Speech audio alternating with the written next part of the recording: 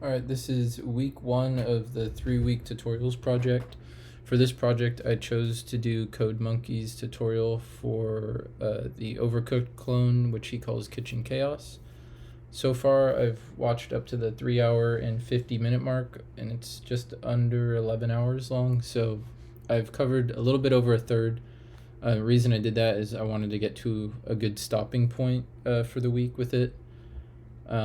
So just going through the requirements here, like I said, I chose to do Kitchen Chaos from CodeMonkey, and I've completed a little bit over the first third, and this is exactly what he has at that point, except I implemented my own terrain. For the terrain, I just made a simple terrain. Since for the game view, all we're seeing is top down, and the camera doesn't move around much, it's gonna be hard to show a detailed terrain outside of what you see in the camera. And so for that, and just to save power on my MacBook, I just have a simple terrain, little bit of texture in it, and I'm using just a grass texture up close.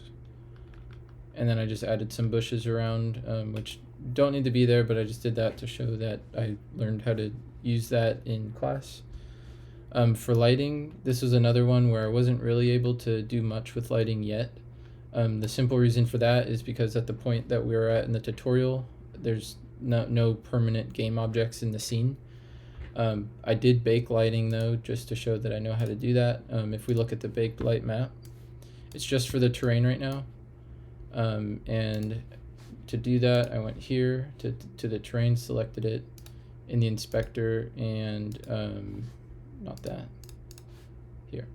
The terrain contributes to everything, so that when I baked it, it was the only thing in the light map. I made sure that the prefabs for the other things in the scene right now do not contribute, and that's only because they're not set up in their permanent positions yet, and we're not at that point in the tutorial.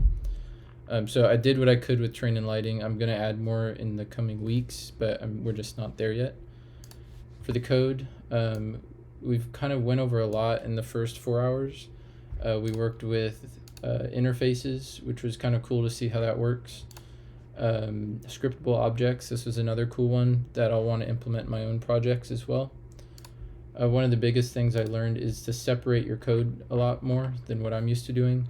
And this was super useful for the player. For example, there's a player class, which handles things such as interactions, and it has a Unity event for input. There's no movement code in here. Or sorry, there is movement code in here, but the player input class is what uses the new input system to apply movement, as we can see here. And then this also invokes the Unity event for the player class. Then for the player, there's also a player animator. And again, this was something cool that I learned, that, to split these off into different scripts so that you're not so crammed in on just one script. And also, so far we have the one clear counter in, which is the one that spawns objects. The selected counter visual, which when you're selecting a counter, it puts a nice ghost color over it, so you know you're selecting it. And then the kitchen objects, which this is for all of the spawnable game objects, such as the tomatoes and the cheese blocks.